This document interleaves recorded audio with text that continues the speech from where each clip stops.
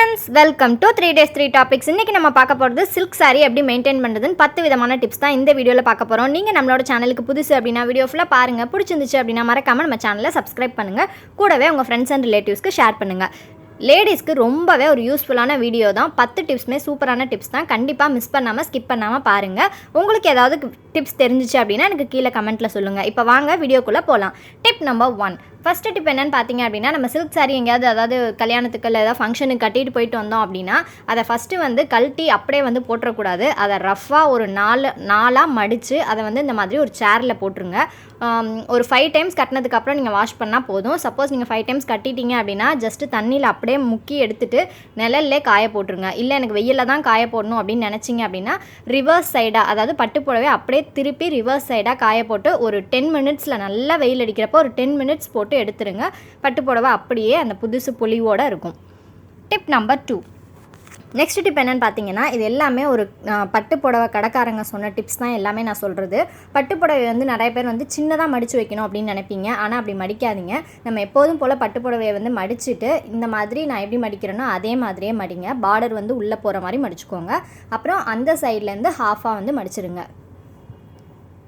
இப்போது இது மாதிரி மடிச்சதுக்கப்புறமா இதில் முக்கியமாக பார்க்க வேண்டியது என்னென்னு பார்த்தீங்கன்னா, பட்டு புடவை அப்படின்னாவே இந்த டசல்ஸ் இருக்கும். அதாவது இந்த பட்டு புடவையோட குஞ்சான்னு சொல்லுவாங்க இல்லையா, அது வந்து இருக்கும். அது எல்லாமே வெளியில் இருக்கிற மாதிரி பார்த்துக்கோங்க. உள்ளே இருந்துச்சு அப்படின்னா அது வந்து மடங்கி ஒரு மாதிரி அசிங்கமாகிடும். பட்டு புடவைக்கு அழகே அந்த டசல்ஸ் தான். ஸோ அது எல்லாமே இந்த மாதிரி வெளி பக்கமாக வச்சுட்டு அதுக்கப்புறம் இதை ஹாஃபாக மடிச்சிட்டிங்க அப்படின்னா, சில்க் சாரீ அப்படின்னாவே அதை இந்த ஷேப்பில் தான் மடிக்கணும். நல்லா பட்டையாக மடித்து வைங்க. ரொம்ப குட்டியாக மடித்து வச்சிங்க அப்படின்னா அந்த மடிப்பெல்லாம் ரொம்ப சின்ன மடிப்பாக எடுத்து அது வந்து ஒரு நஞ்சு போயிடும். ஸோ இந்த மாதிரி பெருசாக மடித்து வச்சுக்கோங்க. இப்போ நான் வந்து எல்லா சாரியுமே அதே மாதிரி தான் மடித்து வச்சுருக்கேன். இப்போ நம்ம ஹாய் சொன்ன சப்ஸ்கிரைபர்ஸ் எல்லாருக்கும் ஒரு ஹாய் சொல்லிடலாம். ஹாய் நந்தினி, அருள் செல்வி, ரேஷ்மா பானு, ஷமில் பாஷா, நேத்ரா, நாகேஸ்வரி, சுந்தரேஸ்வரி, சங்கமித்ரா, அனுஷியா லகன், பிரியதர்ஷினி, நர்மதா, கபினயா, ஹஜா, சத்யா, ஹர்ஷவர்தன், கற்பகம், கீர்த்தனா, யாமினி, ஹேமேஷ், சம்ருத்திகா, வரலக்ஷ்மி, சுமித்ரா, சித்ரா, தருண், பழனி லக்ஷ்மி, தமிழ் சாசி. உங்கள் எல்லாருக்கும் ஸ்பெஷல் ஹாய். நீங்கள் கொடுக்குற லவ் அண்ட் சப்போர்ட் எனக்கு ரொம்ப ஒரு எனர்ஜி பூஸ்டர் மாதிரி இருக்குது. கண்டிப்பாக உங்களோட லவ்வை நீங்கள் தொடர்ந்து எனக்கு கொடுத்துட்டே இருங்க. நான் என்னால் முடிஞ்ச அளவுக்கு யூஸ்ஃபுல்லான வீடியோஸ் எல்லாமே அப்லோட் பண்ணுறேன். Thank you so much for your love. இப்போ பாருங்கள், நான் எல்லா சாரீஸுமே இந்த மாதிரி தான் வந்து மடித்து வச்சுருக்கேன். பட்டையாக எல்லா டசல்ஸும் பார்த்தீங்க அப்படின்னா வெளியில் வர மாதிரி தான் வச்சுருக்கேன். ஸோ இந்த டிப் கண்டிப்பாக உங்களுக்கு யூஸ்ஃபுல்லாக இருக்கும். இந்த மாதிரி மடித்து வைங்க. ரொம்ப சின்னதாக மடித்து வைக்காதீங்க. நான் காட்டுறது எல்லாமே சில்க் சாரியா அப்படின்னு கேட்டால் கிடையாது. மிக்ஸ்டு சில்க்ஸும் கலந்து தான் வச்சுருக்கேன். Tip number 3. நெக்ஸ்ட் டிப் என்னென்னு பார்த்தீங்க அப்படின்னா, இது ஃபுல்லாக மடிச்சுலாம் இப்போ எடுத்து வச்சாச்சு. இப்போ அதை எடுத்து வைக்கணும் இல்லையா, அந்த எடுத்து வைக்கிற பிளேஸ் வந்து நம்ம எப்படி வைக்கணும், அது மாதிரி இதை எதில் எடுத்து வைக்கணும் அப்படின்றத நான் உங்களுக்கு சொல்கிறேன். இப்போ அந்த மாதிரி சில்க் சாரீஸ் எல்லாமே இந்த மாதிரி உங்கள்கிட்ட துணி பை இருக்கும் இல்லையா, இந்த துணி கடையிலலாம் கொடுப்பாங்கல்ல, பிளாஸ்டிக் பை கிடையாது, துணி பை. அதை எடுத்துக்கிட்டிங்க அப்படின்னா நல்லா காத்தோட்டமாக இருக்கும். சில்க் சாரீ எப்போதுமே நல்லா காத்தோட்டமாக இருந்தால் தான் நல்லது. அதுக்கு மேலே ஒன்றுக்கு மேலே ஒன்று சில்க் சாரீ வச்சோம் அப்படின்னா அந்த ஜரி ஒன்றோட ஒன்று ஒட்டி அது கலர் மாறிடும் அப்படின்னு சொல்கிறாங்க. ஸோ இந்த மாதிரி உங்கள்கிட்ட துணிப்பை, மஞ்சப்பை எது இருந்துச்சுனாலும் ஓகே தான். அந்த மாதிரி உள்ளே வந்து வச்சுருங்க. வச்சிட்டிங்க அப்படின்னா உங்களுக்கு பார்க்குறதுக்கும் ஈஸியாக இருக்கும். அதே மாதிரி நீங்கள் எடுத்து யூஸ் பண்ணுறதுக்கும் ரொம்பவே கம்ஃபர்டபுளாக இருக்கும். நம்ம சாரியை நல்லா பாதுகாத்துக்கிட்ட மாதிரியும் இருக்கும். நெக்ஸ்ட் டிப் என்னென்னு பார்த்தீங்க அப்படின்னா, இப்போ இந்த சில்க் சாரீ அந்த மாதிரி பேக்கில் வச்சிட்டிங்க அப்படின்னா அதோட மேட்சிங் ப்ளவுஸை அப்படியே எடுத்து உள்ளே வைக்காமல் நீங்கள் வந்து இந்த மாதிரி ஒரு பாலித்தீன் கவரோ இல்லை வந்து துணி கவர் உங்கள்கிட்ட எது இருக்கோ அது மாதிரி ப்ளவுஸை உள்ளே வச்சுட்டு அதுக்கப்புறம் தனியாக அதை மடிச்சுட்டு திருப்பி அதை உள்ளே வச்சுருங்க.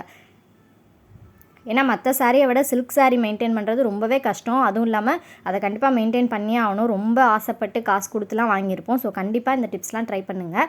இந்த மாதிரி தனியாக ஒரு ப்ளவுஸில் சுருட்டி இந்த மாதிரி உள்ளே வச்சிட்டிங்க அப்படின்னா அதோட மேட்சிங் ப்ளவுஸ் தேடணும் அப்படின்னு அவசியம் கிடையாது. உள்ளாரையே இருக்கும். இப்போ இதே மாதிரி உங்களுக்கு இந்த மாடல் வேணுனாலும் நீங்கள் வந்து ட்ரை பண்ணிக்கலாம். நான் வந்து வேறு மெத்தட்லேயும் உங்களுக்கு வந்து எப்படி வைக்கணும் அப்படின்றத நான் சொல்லித்தரேன். இப்போ அதே மாதிரி இன்னொரு சாரியோட ப்ளவுஸும் இது மாதிரி உள்ளே ஒரு கவரில் போட்டு வச்சுட்டு உள்ளே இன்சர்ட் பண்ணி வச்சிட்டிங்க அப்படின்னா நம்ம தேடுறதுக்கும் ஈஸியாக இருக்கும். அதே மாதிரி அதை மெயின்டைன் பண்ணுறதுக்கும் வசதியாக இருக்கும். நெக்ஸ்ட்டு நிறைய சிஸ்டர்ஸ் வந்து மெயில் ஐடி கேட்குறீங்க. நம்மளோட சேனல் மெயில் ஐடி வந்து ஹோம் பேஜில் அபவுட் செக்ஷனில் மெயில் ஐடி இருக்குது. உங்களுக்கு ஏதாவது டவுட் வேணும் அப்படின்னா நீங்கள் வந்து மெயில் பண்ணலாம். அப்படி இல்லை அப்படின்னா நீங்கள் செஞ்ச கிராஃப்ட்டை எனக்கு மெயில் பண்ணி வைக்கலாம். இப்போ பாருங்கள், நான் 2 சாரீ இதே மாதிரி உங்களுக்கு அரேஞ்ச் பண்ணி காமிச்சிருக்கேன். இப்போ இன்னொரு மெத்தட் என்ன அப்படின்றத நான் உங்களுக்கு சொல்கிறேன். இன்னொரு மெத்தட் வந்து ரொம்ப சிம்பிளான மெத்தட். இதுக்காக ஆன்லைனில் பேக்லாம் வாங்கணும் அப்படின்னு எந்த அவசியமும் கிடையாது. இந்த மாதிரி வேஷ்டி எல்லார் வீட்லேயும் இருக்கும். மேரேஜில் நிறைய பேர் வச்சு கொடுப்பாங்க, நிறைய பேர் வேஷ்டி கட்ட மாட்டாங்க, ஆனால் வச்சு கொடுப்பாங்க. அது என்ன பண்ணுறதுன்னு தெரியாது. ஸோ அதை ஃபஸ்ட்டு துவைச்சி ஒரு தடவை காய போட்டுருங்க. அந்த வேஷ்டியை காட்டனாக இருக்கணும், அதுவும் சொல்லிடுறேன். நைலான் அது மாதிரிலாம் இருக்கக்கூடாது, காட்டனாக இருக்கணும். இந்த மாதிரி காட்டன் வேஷ்டியை 4ஆக வந்து மடித்து இந்த மாதிரி நீட்டு வாட்டத்தில் வச்சுருங்க. வச்சுட்டு இப்போது நம்ம ஒரு சாரியாக இது மேலே அடுக்கி வச்சிடலாம். இப்போது இது மேலே வச்சுட்டு அதுக்கப்புறம் அந்த வேஷ்டி எடுத்து இந்த பக்கம் போடுங்க. இப்போது நான் ஒரு இது தப்பு பண்ணிட்டேன். என்னென்னு பார்த்தீங்கன்னா, அந்த வேஷ்டி வந்து ஃபுல்லாக அந்த சைடு போகணும். அது நான் வந்து தப்பு பண்ணிட்டேன். ஸோ நீங்கள் வந்து ஃபுல்லாக அந்த சைடு போட்டுட்டு அதுக்கப்புறம் அது மேலே இப்படி ஜிக்ஸாகாக போட்டுகிட்டே வாங்க. அப்போ தான் உங்களுக்கு வந்து நிறைய சாரீஸ் வந்து அரேஞ்ச் பண்ண முடியும். இப்போ நான் இழுத்துருக்கேன் இல்லையா, அது வந்து ஃபுல்லாக அந்த பக்கம் போயிடணும். ஆனால் நான் அதை வந்து ஒரு மிஸ்டேக் பண்ணிட்டேன் வீடியோ எடுக்கிறப்ப. ஸோ அதை வந்து மாற்றிக்கோங்க.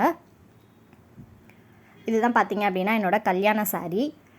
இப்போ இது மாதிரி முடிஞ்சிருச்சு அப்படின்னா நீங்கள் இன்னொரு வேஷ்டி இருக்கு இல்லையா, இன்னொரு வேஷ்டி எடுத்து அது மேலே வச்சு அப்படியே நீங்கள் வந்து கண்டினியூ பண்ணிக்கலாம். இப்போ இந்த மாதிரி இப்போ வைக்கிறப்ப உங்களுக்கு பார்த்தீங்கன்னா ஒரு சாரிக்கும் டச் இல்லாமல் நல்லா அழகாக நீட்டாக வந்து மெயின்டைன் பண்ண முடியும். இப்போ பாருங்கள், என்னோடய அந்த வேஷ்டி வந்து தீந்துருச்சு. ஸோ இன்னொரு வேஷ்டியை அப்படியே நான் வந்து கண்டினியூ பண்ணுறேன்.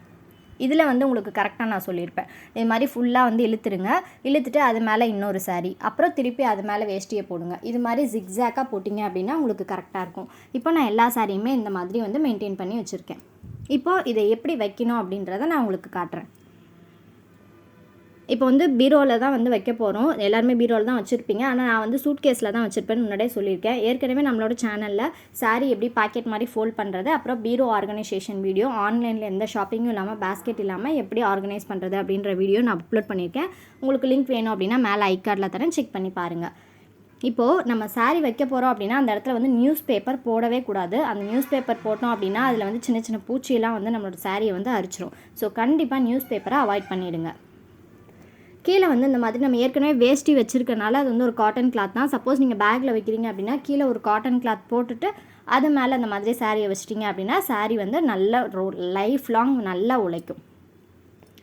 இப்போ நான் அந்த வேஷ்டியில் மடித்ததையும் உள்ளே வச்சு காட்டுறேன், அதே மாதிரி பேக்கில் மடித்ததையும் உள்ளே வச்சு காட்டுறேன். ஸோ ரொம்பவே யூஸ்ஃபுல்லான டிப், கண்டிப்பாக ட்ரை பண்ணுங்கள்.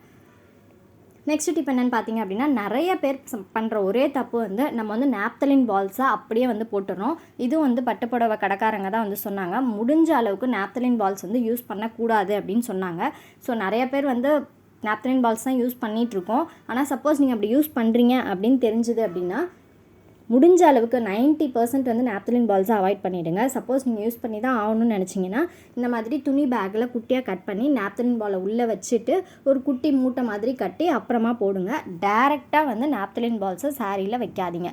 அதோட அந்த கெமிக்கல் வந்து அந்த சாரியில் பட்டு அதோட கலர் வந்து அரிச்சிடும் அப்படின்னு சொல்கிறாங்க. நாப்தலின் பால் யூஸ் பண்ணாமல் வேறு என்ன பண்ணான்னு பார்த்தீங்கன்னா, இந்த பவுடர் வந்து ஃப்ராக்ரன்ஸ் பவுடர். நான் ஏற்கனவே பூஜா ரூம் டிப்ஸில் இந்த பவுடர் வந்து ஷேர் பண்ணியிருக்கேன், மேலே ஐகார்டில் தரேன், செக் பண்ணி பாருங்கள்.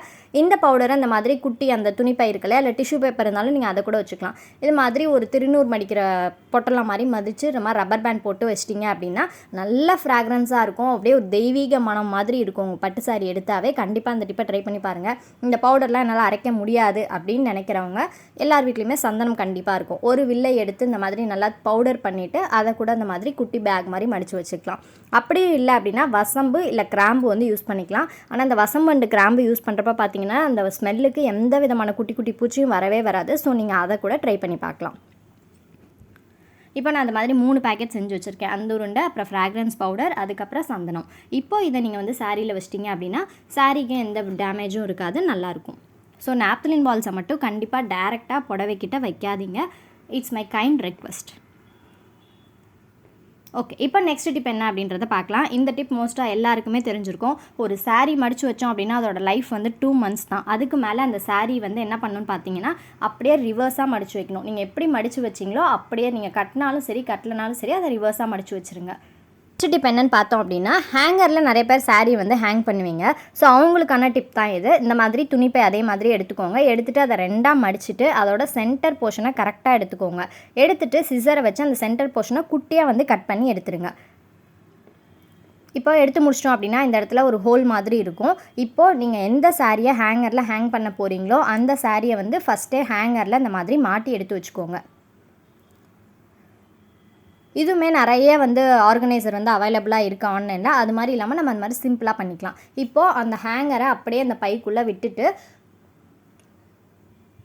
மேல் பக்கத்துலேருந்து எடுத்தோம் அப்படின்னா அந்த ஹேங்கர் வந்து வெளியில் வந்துடும். அதை அந்த கோட்லாம் கவர் பண்ணி வச்சுருப்பாங்க இல்லையா, பார்த்தா அதே மாதிரியே இருக்கும், கோட் கவர் பண்ண மாதிரியே இருக்கும். ஆனால் நம்மளோட துணிப்பை தூக்கி போடுற ஒரு துணிப்பையை வச்சு இந்த மாதிரி அழகாக ஹேங் பண்ணி நீங்கள் எத்தனை சாரீஸ் வேணாலும் நீங்கள் மாட்டி வச்சுக்கலாம். ஹேங்கர் யூஸ் பண்ணுறவங்களுக்கு தான் சொல்கிறேன்.